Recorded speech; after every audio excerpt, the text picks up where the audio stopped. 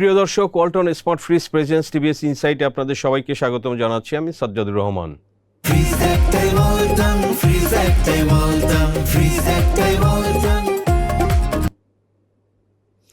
দর্শক, বাংলাদেশে টেক্সটাইল খাত খুবই চ্যালেঞ্জের মধ্যে আছে এবং অনেক মিল বন্ধ হয়েছে অলরেডি, এবং যারা চালু আছে তারাও সংগ্রাম করছে। তাদের যে সক্ষমতা তার থেকে অনেক কম সক্ষমতায় তারা চলছে।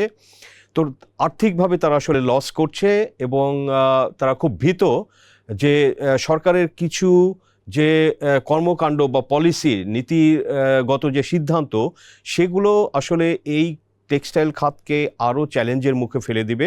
সো দর্শক, টেক্সটাইল হচ্ছে যে আমাদের যে রেডিমেড গার্মেন্টস, সেটার আসলে ব্যাকওয়ার্ড লিঙ্কেজ এবং এটা আসলে ব্যাকবোন। এটা তারা ইয়ার্ন এবং ফ্যাব্রিক্স তৈরি করে, তো সেটা দিয়ে আসলে রেডিমেড গার্মেন্টস তৈরি করে এক্সপোর্ট হয়। তো এখন বাংলাদেশের টেক্সটাইল খাত, এখানে প্রায় $23 বিলিয়ন বিনিয়োগ হয়েছে, এখানে লক্ষ লক্ষ লোক কাজ করে। তো সেই সেক্টরের আসলে এরকম একটা খারাপ অবস্থা কেন? তো টিভিএসে আজকে এটা লিড রিপোর্ট ছিল, রিপোর্টটি দর্শক আমিই করেছি, সাজ্জাদুর রহমান।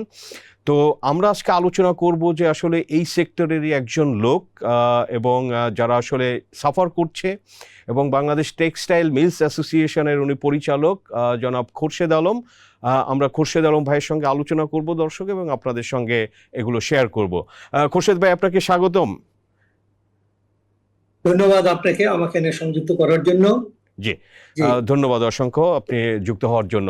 খোরশেদ ভাই, যেটা বলছিলাম, ধরেন যে আপনাদের প্রেসিডেন্ট এই যে পোস্ট বাজেট ব্রিফিং কয়েকদিন আগে যেটা করলেন, আমি শুনলাম যে উনি একটা জায়গায় বলছেন যে 2019 সাল থেকে 234টা এই টেক্সটাইল মিল বন্ধ হয়েছে। তো এটা আসলে বন্ধটা হচ্ছে কেন, কি ঘটনা? দেখেন, আপনি কিন্তু আমাদের এই বিষয়গুলো নিয়ে বহু রকমের আমাদের আলোচনা করেছেন, আপনি সেমিনারে দেখেছেন এবং আপনার এখানে অনুষ্ঠান হয়েছে, আমাকেও যোগ দিয়েছিলেন।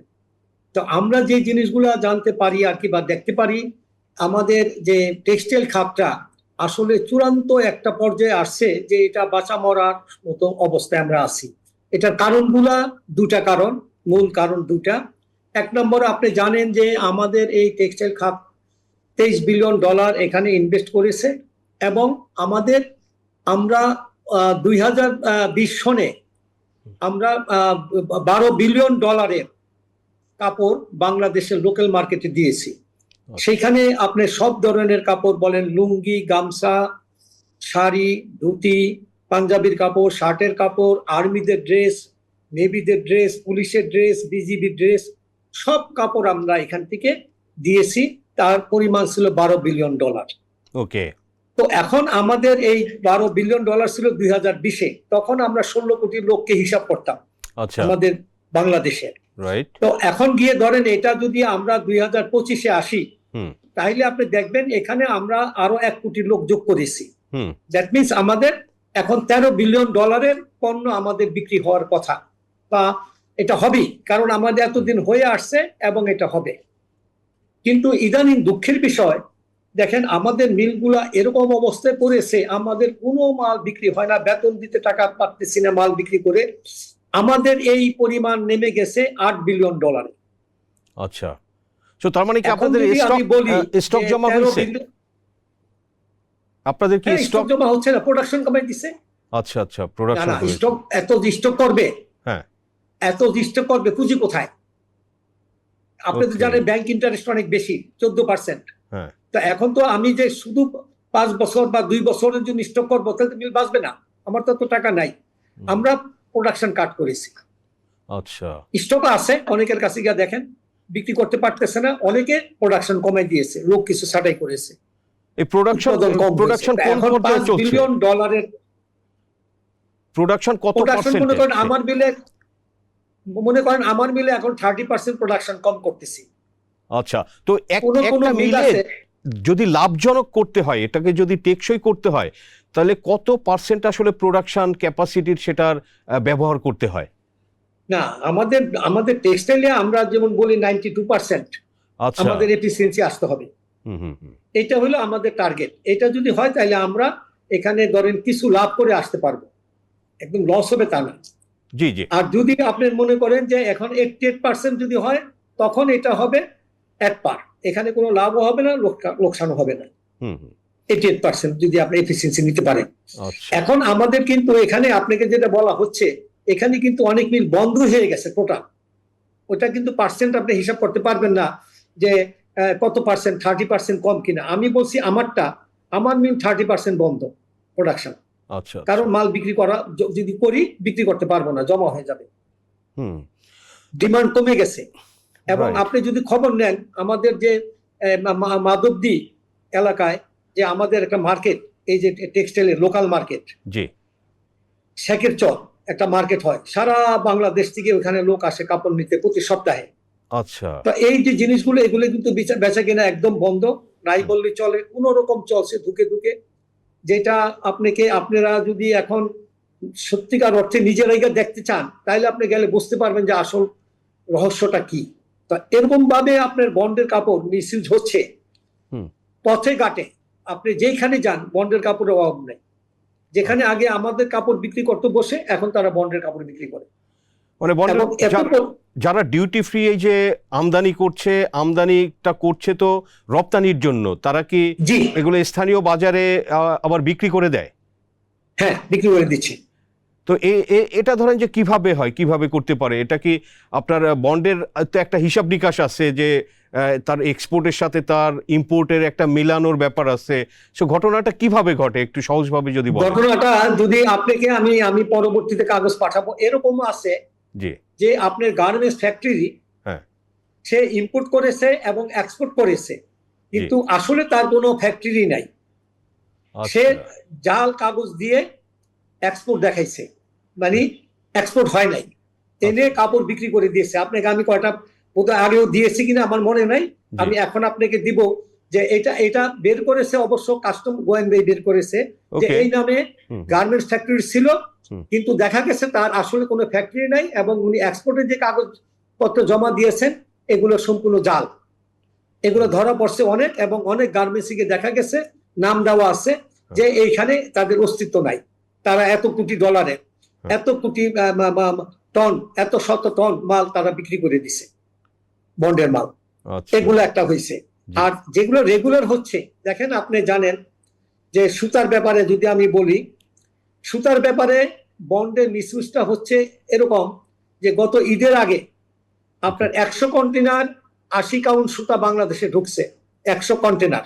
ওকে এই পুরা সুতাটাই মাধবদী, নরসিংদী, সিরাজগঞ্জ, পাবনা বিক্রি হয়েছে আচ্ছা বন্ডের মাল। ওকে কেন?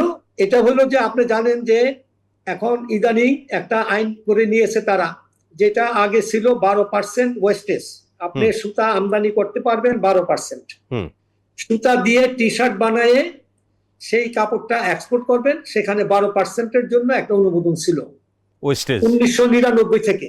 জি 1999 থেকে এটা চলে আসছে 2020 পর্যন্ত।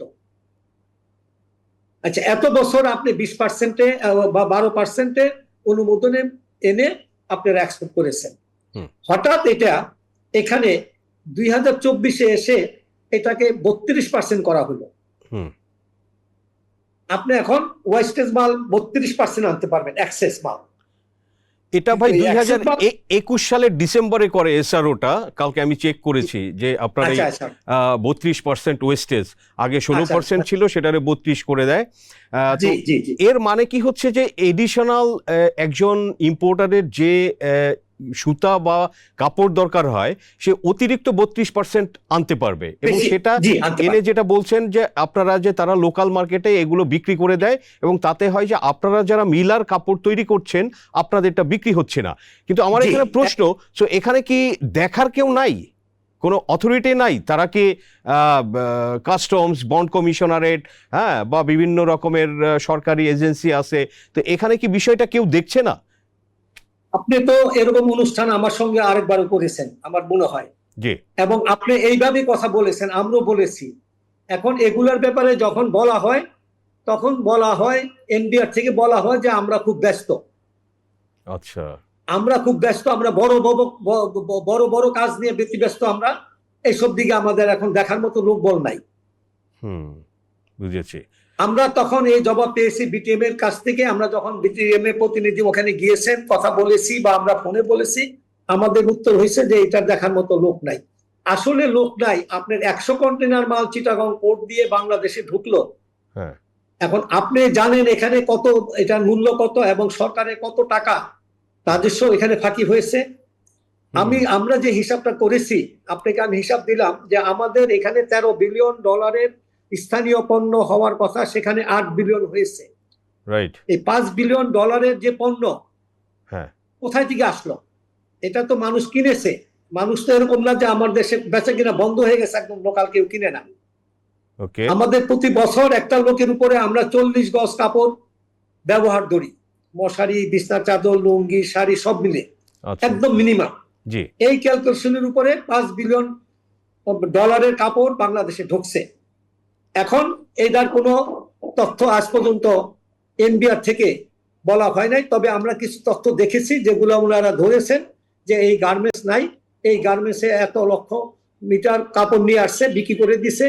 এক জায়গায় পেপারে দেখেছি নারায়ণগঞ্জের এক জায়গায় $19 কোটি ইম্পোর্ট হয়েছে, সে $4 কোটি এক্সপোর্ট করেছে। আচ্ছা, আচ্ছা। আমি বলতেছি নিউজ পেপারের কথা, আমি সব প্রমাণ আপনাকে দিতে পারবো। আমি যেগুলো বলবো সবগুলো প্রমাণ আমি দিতে পারবো, আছে। তো এখন যদি এরকম হয়ে থাকে, পেপারে দেখলাম, কিন্তু পেপারে দেখার পরে তো এটা অ্যাকশন হওয়া উচিত ছিল যে ঠিক আছে এটা অন্যায় হয়েছে, আমরা ধরতেছি বা বন্ধ করব।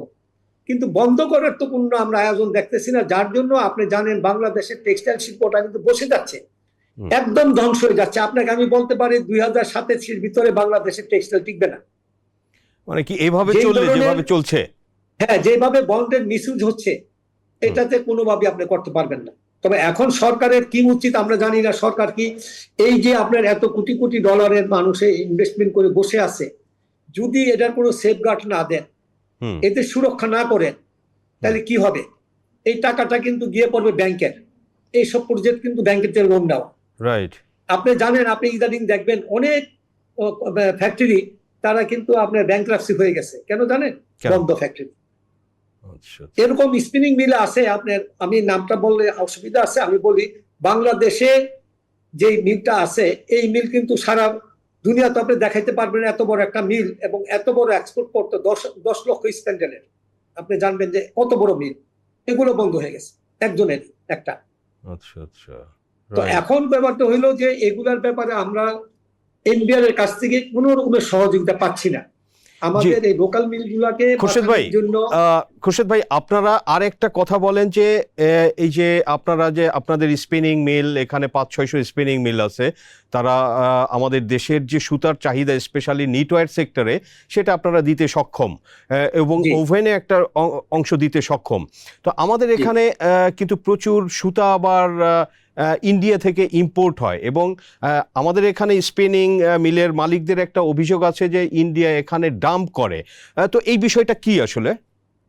না, এটা যেটা বলছেন আপনি সঠিক বলছেন। এটা হলো কি যে আপনার আমাদের এখানে 527টা স্পিনিং মিল আছে। রাইট। এই 527টা স্পিনিং মিলে কিন্তু এগুলো সম্পূর্ণ আধুনিক মেশিন। আপনি জানেন ইউরোপের, সুইজারল্যান্ড, জার্মানি, ইটালি, জাপানের মেশিন দিয়ে তৈরি উন্নত মানের কাপড় এখানে হয়। হ্যাঁ, আমাদের এখানে 2-1টা কাপড় আমাদের এখানে কম, সুতা কম হয়। যে জিনিসগুলো মনে করেন স্পেশালি কোনো থাকে, যেমন অ্যাক্রিলিক একটা সুতা হয় সোয়েটারের জন্য, এটা আমাদের কম হয়। কিন্তু কটন সুতা, ডিসকস সুতা, মিক্সড ব্র্যান্ড বা আপনার পলিস্টার, এগুলো আমরা 100% এখানে হয় এবং আমরা এই সুতা নিট যেটা আছে, যেটা আপনার নিট গার্মেন্টসকে আমরা শতভাগ দিতে পারি, ক্যাপাসিটি আমাদের আছে। জি। এবং আপনি জানেন যে আমাদের কোয়ালিটির ব্যাপারে যদি আপনাকে আমি বলি, বাংলাদেশ থেকে আমি আমার মিল থেকে সরাসরি আপনাকে আমি কাগজ পাঠাবো বা দিয়েছি কিনা জানি না, 2015 এবং 2016-তে আমি বাংলাদেশ থেকে সরাসরি সুতা এক্সপোর্ট করেছি টার্কিতে। রাইট। এখন টার্কি আমার কাছ থেকে সুতাটা নিয়েছে কি আপনি মনে করেন যে কোয়ালিটি খারাপ হলে তারা নিয়েছে? নো, নিশ্চয়ই না। তাদের দেশে সুতা আছে, কিন্তু আমাদের দেশে সুতাটা নিয়েছে। আমরা ব্ল্যান্ড সুতা দিয়েছিলাম বিভিন্ন 65-35, ভিসকস, পলিস্টার, এরকম ধরনের বিভিন্ন মিক্স সুতা এবং কটন সুতা। যাই হোক, পরবর্তীতে অন্য কোনো কারণে একটা বাংলাদেশের জন্য একটা আপনার ডিউটি একটা সুবিধা ছিল, মুসলিম কান্ট্রি হিসাবে 16%, পার্শ্ববর্তী দেশে ছিল 36%। ওইসব দেশ থেকে একটা মামলা করে আমাদের বাংলাদেশ থেকে ওটা উইথড্র করাতে আমরা পারি নাই। তবে কথা হলো যে সুতা আমরা এখানে যেটা দিচ্ছি, আমাদের সুতাগুলো আপনি দেখেন, নিডেড প্রোডাকশন গুলো দেখেন, কোনো অবস্থা তারা বাঁচতে পারতেছে না। এখন আপনি বলছেন যে ইন্ডিয়া থেকে আনলে যে তাদের ড্যাম্পিং যেটা হয়, অ্যাকচুয়ালি এখানে ঘটনা হয়েছে কি, আপনি জানেন যে আগে বেনাপোল দিয়ে সুতা আসতো, সেটা আপনার 15 দিন 20 দিন 1 মাসে সুতা চলে আসতো, ওইখানে তারা বর্ডারের কাছে নিয়ে আসতো, নিয়ে আসার পরে এটা এক্সপোর্ট করে দিত। এটাকে আমরা যেটা বলি, তারা যে উদ্বৃত্ত সুতাগুলা এখানে আনতো, সস্তায় বিক্রি করতো। আরেকটা হলো ইন্ডিয়াতে আপনার বিভিন্ন ধরনের ইনসেন্টিভ দেয়, যেটার জন্য প্রাইস কম হয়। আচ্ছা আচ্ছা। তো প্রাইসটা কম হয়, আমরা স্বীকার করি যে আমাদের থেকে ওইখানে ওদের প্রাইসটা কম, মনে করেন 20 সেন্ট পার কেজিতে ডিফারেন্স থাকে। আচ্ছা। কিন্তু আপনি 20 সেন্ট ডিফারেন্স থাকে, সেটা আমাদের আপত্তি নাই। আপনি 20 সেন্ট কমে দরকার হলে আপনি ওইখান থেকে নিয়ে আসেন। হ্যাঁ। আপনি যদি আমারটা দেশিটা নিতে না চান, আমি একটা পরিষ্কার ভাষায় আমি বলি, বাংলা ভাষায় আপনাকে, আপনি যদি আমার সুতা পছন্দ না করেন, হ্যাঁ, আপনি নিয়ে আসেন ভারত থেকে, ভিয়েতনাম থেকে, চীনের থেকে। কিন্তু আপনি এই কাজটা করবেন না যে 32% বেশি বলে হ্যাঁ, অন্য কাউন্টের সুতা নিয়ে এসে বাজারে বিক্রি করবেন। এই জিনিসটা বন্ধ করেন। আপনি বিবেককে জিজ্ঞেস করেন যে আপনি কি করতেছেন, আমার বলার দরকার নাই। আপনি একটা নিট গার্মেন্টসের মালিক, জি, আপনার বিবেক আছে, আপনি বলতে পারবেন আপনি কি করেন। আপনার যে অ্যাকাউন্টসের যারা আছে, কমার্শিয়াল লোক কিন্তু সবই জানে। কমার্শিয়াল লোকরা এসে কিন্তু বাইরে বলা বলি করে, তাদের যত বেতনই দেয়, কমার্শিয়াল লোকদের বেতন বেশি দেয়, যাতে গোপন রাখে। এগুলা এরাই বলে দেয় যে আজকে আমরা 6 কন্টেনার মাল বিক্রি করছি। তারা লাইসেন্স বিক্রি করে, বুঝছেন, টাকাটা না। এটা আমি আপনাকে আগে বলছিলাম কি করে। এখানে যে 32%, ভিতরে উনি 1,12,000 কেজি নিয়ে আসবে নিজে ইম্পোর্ট করে তার মিলের জন্য, আর 20,000 কেজি লাইসেন্সটা দিয়ে দিবে 45 টাকা পার কেজিতে রেট ফিক্সড করে কমিশন। আচ্ছা আচ্ছা। এইভাবে ওই কন্টেনার মালগুলা ওই লোক যেটা যারা নারায়ণগঞ্জ, মাধবদী, নরসিংদীর যারা মার্চেন্ট কটন সুতা বিক্রি করেন, ওনারা ওই লাইসেন্স নিয়ে আসবে এবং ওইখানে 30 কাউন্টের ভিতরে 80 কাউন্টের সুতা নিয়ে আসে। আচ্ছা আচ্ছা। এবং 80 কাউন্টের যে 30 কাউন্টের এলসি করে আপনার $2.80, আর ওইটার দাম $6.80, $3 তারা হুন্ডিতে পাঠায়। তো এত কিছু ওপেনলি হচ্ছে এগুলো তো, হ্যাঁ, খুব। আপনি আপনি আপনি দয়া করে আপনি চিটাগং পোর্ট অথরিটিকে জিজ্ঞেস করেন, ঈদের 1 মাস আগে 100 কন্টেনার যে সুতা আসলো, এই সুতাটা কোথায় গেছে, ওনারা জানে কিনা? এটা কি কোনো মিলে গেছে, না মাধবদী গেছে, না স্টান বাজার গেছে, কোথায় গেছে জিজ্ঞেস করেন। জবাব দিতে পারবে না, জবাব দিতে পারবে না। আমরা ঠিক আছে, জিজ্ঞাসা করব। খোরশেদ ভাই, আরেকটা বিষয় জানতে চাই, যে ধরেন যে আমরা আমাদের এই গার্মেন্ট মেকাররা, বেসিক্যালি এক্সপোর্টাররা, তারা চায়না থেকে প্রচুর ফ্যাব্রিক্স আনে, যেটা দেখলাম যে আপনাদের হিসাবে এগুলো $10-12 বিলিয়ন। তো এবং ইন্ডিয়া থেকে আমরা ইয়ার্ন ইম্পোর্ট করি $2 বিলিয়ন উপরে। তো চায়না থেকে এই $10-12 বিলিয়ন ফ্যাব্রিক্স আসে, এটা আসলে কেন আসে? আমাদের কি আপনারা এই ফ্যাব্রিক্স, কোয়ালিটি ফ্যাব্রিক্স বানাইতে কি আপনারা সক্ষম না, না কি কারণটা কি? না, আমাদেরকে এখান থেকে আমরা কিছু ফ্যাব্রিক দিতে পারি, সেটা ফ্যাব্রিক্সের যে পরিমাণ দরকার তার 65% আমরা দিতে পারি ম্যাক্সিমাম। ওকে। তবে এখন কথা হলো যে এইবার যে আমাদের $5 বিলিয়ন লোকাল বিক্রি হয় নাই, এটাতে কিন্তু আমাদের ওই যে 65% প্লাস এটা নিয়ে অনেক মাল ব্যবধান হয়ে গেছে, করতে পারি না। কারণ একটা, চীন দেশের কস্টিংটা কম। চীনে যে ফ্যাব্রিক্স তৈরি করে, ওদের যে টেকনোলজি, এই টেকনোলজি আমাদের এখানে আসে নাই এখনো। ওদের নিজস্ব ডাইস কেমিক্যাল, যেটা ওরা একটা সুবিধা পায়। তবে আমরা যে জিনিসটা দেখেন, আমি আপনাকে একটা কথা আপনার নলেজে দেওয়া উচিত। আমি কিছুদিন আগে কুমনিং থেকে আমরা ওখানে একটা এক্সপো, কুমনিং এর একটা টেক্সটাইল ফেয়ার হয়েছে, এবং ওখানে আমরা গিয়েছিলাম আমাদের বিসিসিআই থেকে। আমরা মানে বিদেশি চীনের যারা ইনভেস্টমেন্ট করবে তাদের সঙ্গে আমরা B2B মিটিং করেছি বাংলাদেশে আসার জন্য, বিনিয়োগ করার জন্য। তারা কিন্তু বিভিন্ন খাতে আসতে চায়, কিন্তু টেক্সটাইলে তারা আসবে না। কেন? তখন তাদের আমরা জিজ্ঞেস করলাম যে কেন আসবে না, তোমরা সমস্যা কি? তখন তারা বলল যে বাংলাদেশে বন্ড মিসইউজ এরকম ভাবে হচ্ছে, আমার কাপড় তারা কিনবে না। তোমার দেশে যদি বন্ড বন্ধ হয়, তখন আমরা টেক্সটাইল করবো, গিয়ে ওখানে আমারটা বিক্রি হবে। কারণ হচ্ছে এখন বন্ডে যে কাপড়টা নিয়ে আসে, আইনা বাজারে বিক্রি করে, আমি যদি লোকাল বানাই, লোকাল থেকে আমার কাছ থেকে একই সুতা আমার কাছ থেকে 32% নিয়ে উনি বাজারে বিক্রি করতে পারবে না লোকাল বাজারে। আমি তো লোকাল বাজারে বিক্রি করতেছি, আমি আপনাকেও দিচ্ছি, লোকালও বিক্রি করতেছি, তো সেখানে তো সে লোকাল বেনিফিটটা কিনবে না আমার কাছ থেকে। বুঝেছি। এবং আপনি দেখবেন যে এরকম কিছু মিল আছে আজ পর্যন্ত বাংলাদেশের 20 বছর 30 বছর 40 বছর হয়েছে বাংলাদেশ থেকে 1 কেজি সুতো কিনে নাই, রাইট। 1 কেজি সুতো কিনে। খুরশেদ ভাই, আলোচনা আমরা শেষের দিকে। আপনার ধরেন যে এই যে এবারের যে প্রস্তাবিত বাজেট, সেখানে একটা জিনিস আমরা দেখলাম এবং সেটা আপনারা খুব সিরিয়াসলি পয়েন্ট আউট করেছেন যে 30% ভ্যালু এডিশনের যে ব্যাপারটা ছিল, তো সেটা আসলে তুলে দেওয়া হয়েছে কি এটা নন বন্ড ব্যাংক গ্যারান্টি দিয়ে এরা ইম্পোর্ট করতে পারবে এবং এরা হচ্ছে যে সেম সুবিধা তারা পাবে এই ধরনের। তো এটা আপনারা বলছেন এবং আপনাদের বিটিএম এর প্রেস কনফারেন্সে এরকম দেখেছি যে আপনাদের নেতৃবৃন্দ বলেছেন যে এটা আসলে টেক্সটাইল খাতের জন্য কবর রচনা করবে। এটা আসলে কেন? না, আপনি দেখেন, আপনি একটা হলো আপনি বন্ডের লাইসেন্স আছে, আপনি কাপড় নিয়ে আসতেছেন, আপনি হয়তো এটার হিসাবটা যদি এনবিআর চায় নিতে পারবে যে কোনো সময়। আচ্ছা, আপনি বন্ডের লাইসেন্স নাই, আপনি একটা করে নিয়ে আসবেন, আপনি মনে করেন ব্যাংক গ্যারান্টি দিয়ে, আপনি বন্ড লাইসেন্স লাগবে না, আপনি নিয়ে আসলেন, আনার পরে আপনি এক্সপোর্ট করবেন। তখন কত এক্সপোর্ট করবেন? আপনি কি এখানে শিরাবেন না কি করবেন? না ওই কাপড়ই এক্সপোর্ট করবেন। যার জন্য আমরা ওখানে একটা দেওয়া ছিল যে 30% পর্যন্ত আপনাকে এটাকে ভ্যালু এডিশন করতে হবে। আপনি 100 টাকার মাল আনলে সেই মালটা 130 টাকা বিক্রি করবেন। রাইট। সেটা এক্সপোর্ট করুক বা স্থানীয় বাজারে বিক্রি করুক, স্থানীয় বাজার তো তার বিক্রি করতে গেলে ওটা ট্যাক্স দিয়ে করতে হবে। আচ্ছা, ঠিক আছে। আছে। না, তাহলে তো আপনি এটা হবে। জি জি, বুঝেছি। এক্সপোর্টের ক্ষেত্রে হ্যাঁ, কিন্তু এখন বলা হয়েছে এটা লাগবে না। তাইলে তো আপনার বন্ডের যে মিসইউজ হচ্ছে এখন, যেটা আমার দৃষ্টিতে 35% বন্ড মিসইউজ হচ্ছে বাংলাদেশে। আচ্ছা আচ্ছা। এবং এখন যদি এইটা উঠাই দেন তাহলে এটা 40% চলে যাবে। মানে ওই বন্ডের ব্যবসায়ী হবে, টেক্সটাইল মিল ফ্যাক্টরি এখানে বাংলাদেশে একটা চলবে না, অ্যাক্সেসরিজও চলবে না। আচ্ছা, আপনি ভীষণ কষ্টে আছি আমরা, আমাদের মনে হয় যে আমরা ফাঁসি দিয়ে মরে যাই, এত কষ্ট হচ্ছে। যে মানুষের যে আমাদের যে নিজস্ব মিল মালিক, আমরা দেশের প্রতি একটুখানি মায়া নাই যে এই মিলগুলো চলতে পারে কিনা। আরে ভাই, আপনি এক কাজ করেন, আপনি যদি এতই শখ থাকে, আপনি আমাদের মিলগুলো নিয়ে যান, আপনি এটা দিয়ে সুতা বানায় কাপড় বানায় আপনি এক্সপোর্ট করেন, আমাদের মুক্তি দিয়ে দেন, দেশের জন্য একটা কিছু করেন। আমাদের ব্যাংক ইন্টারেস্ট দিতে হবে, ব্যাংকের কাছ থেকে আপনি ব্যাংকের নামে আপনাদের নামে মিল রেডি করে আপনি নিয়ে নেন।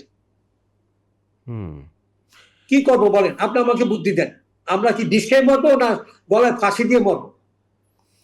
মিল তো চালাইতে পারবো না।